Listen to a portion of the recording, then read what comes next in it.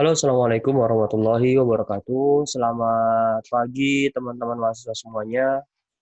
Apa kabar hari ini? Semoga dalam keadaan yang baik. Ini adalah pertemuan pertama kita di mata kuliah penulisan populer ya. Perkenalkan, saya Taat Budiono, dosen pengampu kalian. Di pertemuan kali ini kita akan membahas tentang artikel ya. Apa itu artikel, bagaimana anatominya, dan lain sebagainya akan kita bahas di pertemuan kali ini. Baik, kita akan langsung saja memulai. Baik, mata kuliah kita ini kan eh, mata kuliahnya namanya penulisan populer ya. Apa sih yang disebut dengan menulis populer itu? Populer itu apa sih artinya? Populer itu dikenal ya, mudah dikenali, eh, bisa dilihat, dikenal banyak orang. Intinya yang disebut penulisan populer itu adalah tulisan yang mudah untuk difahami, mudah untuk dibaca dengan eh, apa namanya orang yang eh, dengan status pendidikan tinggi atau yang rendah itu semuanya kalau bisa dibaca dengan baik gitu ya, mudah dipahami maknanya, isinya itu disebut dengan menulis populer gitu ya. Menulis yang enak untuk dipahami dengan mudah gitu. Nah, apa saja bentuk-bentuk penulisan populer itu banyak sekali. Ada tajuk rencana atau editorial, misalnya satunya ada berita, ada opini, ya, ada feature, ada artikel. Nah, di pertemuan hari ini kita akan membahas tentang artikel itu. Tajuk rencana atau editorial biasanya ini yang nulis adalah pimpinan redaksi di sebuah media, kemudian dia menyoroti satu kasus selama satu pekan, misalnya ada kasus tertentu atau isu tertentu yang sedang booming, dia bahas itu secara mendalam. Nah, ini yang disebut dengan editorial. Berita teman-teman tahu, opini lebih ke pendapat ya, feature ini gaya gaya berita sastrawi lah bisa dibilang gitu. Dan terakhir ada yang namanya artikel, opini pendapat gitu ya, tentang sudut pandang tertentu tentang sebuah topik. Misalnya di sini kita lihat ini ada tajuk rencana di Kompas, terus ada berita di Detik, ada opini di apa ini Kompas juga ya kalau tidak salah. Kemudian ada juga feature ya, ini feature di Tempo. Kemudian ada juga artikel. Nah, ini adalah contoh artikel yang pernah saya terbitkan, saya publikasikan di suararepublik.news ya. Ini koran lokal di Tangerang. Nanti bisa teman-teman baca, dibongkar, dipahami apa saja isinya, dan kemudian pandangan saya itu seperti apa tentang kata mudik dan kata pulang kampung ya. Baik, kita akan langsung ke inti penulisan artikel itu apa sih sebenarnya gitu ya. Oke, artikel itu pada dasarnya adalah tulisan yang berisi tentang pandangan sebuah seorang penulis atau tokoh atau siapapun lah ya yang menulis itu tentang suatu fenomena yang sedang booming, yang sedang hangat diperbincangkan gitu ya. Jadi artikel itu isinya pandangan penulis, bisa dibilang seperti itu, yang dimuat di media massa, baik koran, online atau apapun. Kemudian eh, semua orang bisa menulis artikel, bahkan Anda sebagai mahasiswa itu juga bisa menulis artikel, saya juga bisa, teman-teman yang lain juga bisa. Jadi semua orang bisa menulis artikel. Yang penting dia punya kemampuan untuk mengungkapkan, menyampaikan gagasannya kepada pembacanya dengan baik. Itu sudah cukup gitu ya. Oh ya, sampai sini saya teringat, saya ingin menantang teman-teman semuanya, ada semacam tantangan buat teman-teman bahwa kalau Anda bisa menerbitkan artikel Anda ya di media massa, baik itu nasional ataupun lokal ya, dengan cara mengirimkan artikel Anda dan diterima kemudian dipublish, otomatis Anda akan mendapatkan nilai A dari saya ya. Jadi ini tantangan buat Anda, kalau Anda bisa, otomatis Anda akan mendapatkan nilai A. Buatlah artikel yang semenarik mungkin, yang bagus, yang bisa menggugah semua orang, gitu ya. Ini tantangan. Baik. Kemudian ciri-ciri artikel itu ada banyak. Salah satunya misalnya ya tentu karena artikel itu berisi pandangan, maka dia berisi pandangan penulis, aktual, sesuatu yang sedang terjadi, ya, berisi tentang fenomena-fenomena kekinian, ya, intelektual, ya, orang yang menulis artikel itu menunjukkan intelektualitas tertentu ya, tinggi lah bisa dibilang. Originalitas, ingat artikel Anda yang Anda muat itu harus orisinal, tidak boleh Anda mengcopy dari internet atau dari manapun gitu ya, tapi itu memang hasil pandangan Anda. Membuat masalah tetapi juga memberi solusi, itu artikel ya, harus seperti itu. Kemudian singkat, padat, tuntas, jelas gitu. Bahasanya sederhana, jelas, menarik, dan lain sebagainya. Ini beberapa ciri-ciri dari artikel gitu ya. Berikutnya yang paling penting adalah anatomi. Anatomi itu struktur bisa dibilang ya, bagian gitu. Ya, kita lihat di sini ada anatomi artikel itu ada 4. Pertama dimulai dengan judul tentunya ya. Nanti kita akan bahas teknik judul itu seperti apa. Kemudian ada nama penulisnya, ada pendahuluan ya. Kemudian ada isi dan terakhir ada penutup ya. Berarti ada 5 ya. Ada penutup. Inilah anatomi atau struktur dari sebuah artikel. Nah, sekarang kita akan mulai dari struktur pertama, judul. Ya, judul artikel itu bagaimana sih cara menulis atau membuat judul artikel? Pada dasarnya artikel itu hampir sama judulnya dengan membuat berita ya. Tetap mengandung 5W plus 1H. Anda pasti tahu karena Anda sudah belajar tentang jurnalistik. Tapi di sini agak berbeda karena artikel ini bersifat pandangan, maka 5W plus 1H ini harus bersifat pandangan juga. Jadi lebih ke sudut pandang penulis gitu ya. Kemudian judulnya harus menggambarkan isi, pasti jangan sampai isinya apa, judulnya apa ya. Singkat, ya singkat. Tidak perlu terlalu panjang. Judul itu singkat. Padat, ya, menarik. Kalimatnya kalimat efektif, ya. Jangan menggunakan kalimat-kalimat yang mubazir, ya.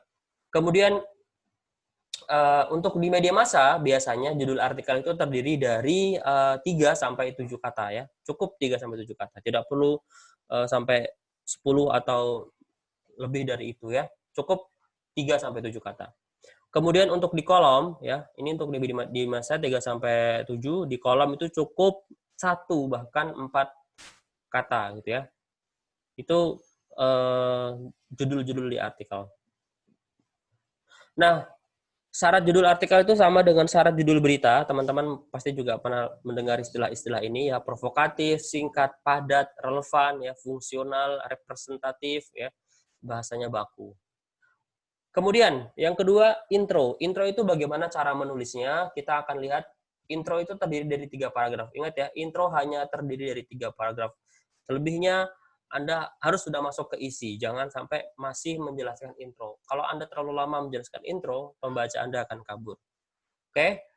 Intro itu harus dibuat menarik karena dia adalah pintu gerbang menuju kepada isi. Jadi setiap kali pembaca Anda memulai membaca, bagian awal itu harus menarik karena kalau tidak menarik dia akan pergi, gitu ya.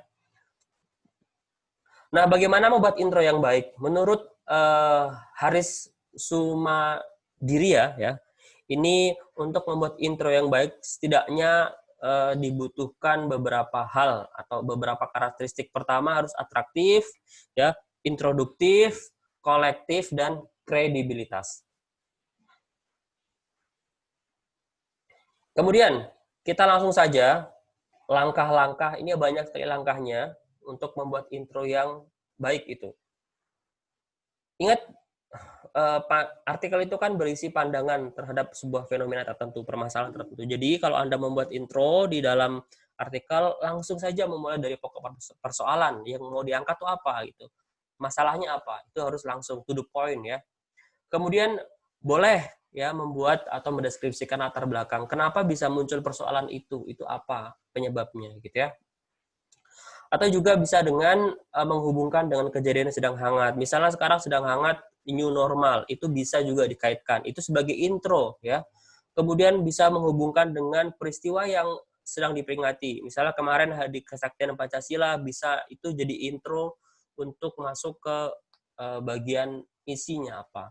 Gitu ya. Menghubungkan dengan tempat penulis ya, menghubungkan dengan suasana emosi yang pernah melingkupi ya, menghubungkan dengan peristiwa bersejarah dan lain sebagainya. Ini adalah cara-cara yang bisa dipakai gitu ya untuk memulai intro. masih banyak, ada sekitar 15 cara ya. Boleh Anda juga memulai dengan kutipan, misalnya di cara 14 ya, misalnya mengutip ayat suci, mengutip pernyataan tokoh atau yang lain sebagainya. Itu kemudian setelah itu masuk ke bagian isi, gitu ya. Atau juga nomor 11 dengan mengajukan pertanyaan provokatif. Misalnya untuk apa pendidikan? Apa hakikat pendidikan? Itu bisa juga sebagai permulaan dari sebuah intro. Setelah intro kita akan masuk kepada isi. Ini bagian yang paling penting, isi artikel ya. Isi itu adalah tubuh atau bagian yang paling penting dari artikel.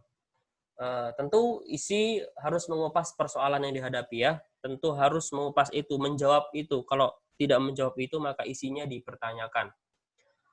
Untuk artikel sendiri, biasanya umum terdiri dari 5-8 halaman ya. Tapi kalau di media massa, saya rasa tidak sampai sebanyak ini.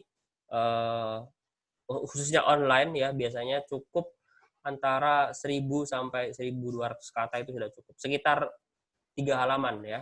Di Word itu sekitar 3 halaman.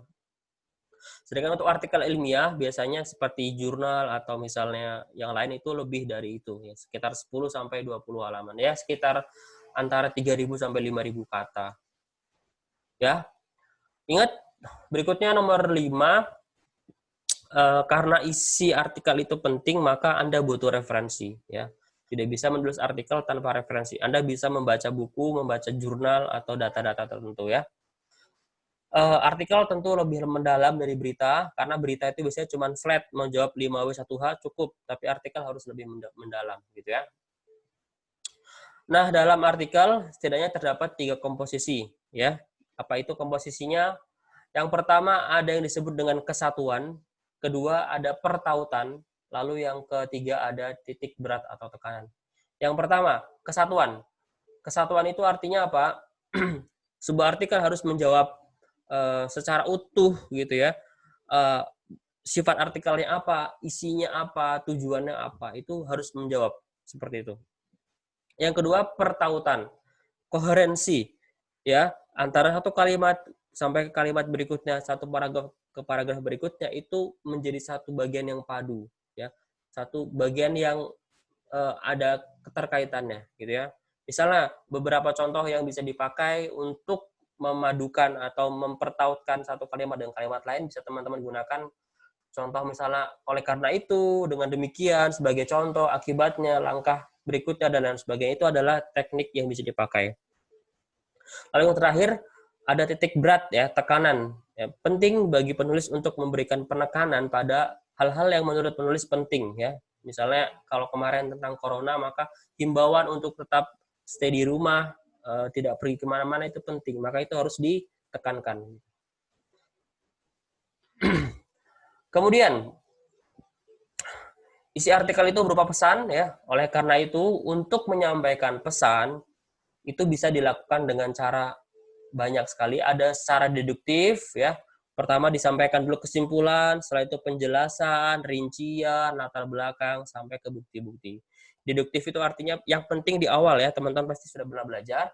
Induktif ini sebaliknya, ya kesimpulannya di akhir. Jadi di awal disajikan dulu data-data, gambaran-gambaran, latar belakang, dan kemudian setelah itu baru diakhiri dengan kesimpulan.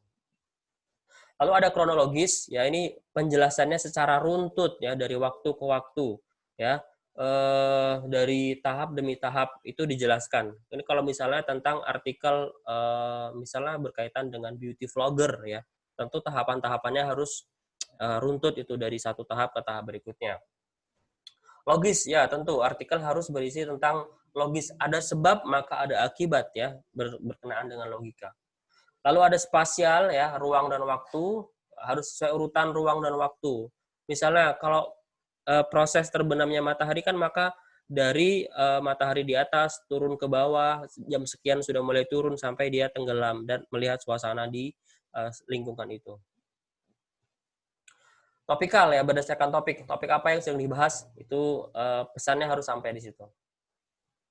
Nah, bagaimana caranya kalau teman-teman tiba-tiba kehabisan kata-kata dalam menulis artikel? Anda bisa melakukan beberapa langkah di bawah ini, misalnya dengan menggunakan penjelasan ya. Misalnya Anda lagi menjelaskan tentang fungsi pendidikan, maka Anda bisa jelaskan itu kalau misalnya habis kata-katanya, lihat definisi pendidikan itu apa sih dari kamus ini, ya fungsinya apa, bagaimana bentuk pendidikannya, itu semuanya adalah bagian dari penjelasan. Kedua bisa dengan contoh ya, Anda mentok di satu titik mau menjelaskan suatu hal, Anda bisa berikan contoh gitu ya, misalnya contoh tertentu, contoh dari fungsi pendidikan dan lain sebagainya. Perbandingan ini juga bisa dipakai, misalnya membandingkan satu fenomena tertentu dengan fenomena yang lain atau satu negara tertentu dengan satu negara yang lain gitu ya. Anda juga bisa menggunakan kutipan, setelah kutipan dijelaskan. Itu bisa juga. Data-data statistik itu bisa dipakai juga, lalu penegasan ya. Ini adalah cara atau teknik kalau teman-teman kehabisan kata-kata. Kemudian yang berikutnya adalah terakhir teknik menulis penutup ya. Ingat kalau opening atau intro itu membuat orang menarik, maka penutup atau closing itu membuat orang terkesan gitu ya, memberi kesan mendalam. Oleh karena itu dalam menulis penutup Anda harus menegaskan kembali topik yang dibahas ya, ditegaskan lagi ya, mengakhiri dengan klimaks dengan apa kata-kata yang kemudian terkenang ya, membuat pembaca itu menjadi terkesan gitu ya. Bisa juga dengan mengakhiri penutup dengan persuasif ya, ajakan gitu untuk misalnya baik kampanye kebersihan, kampanye menjaga lingkungan, itu bisa juga diakhiri sebagai penutup. Nah, kemudian ada kutipan, boleh juga diakhiri dengan kutipan ya. Baik, teman-teman seperti itu.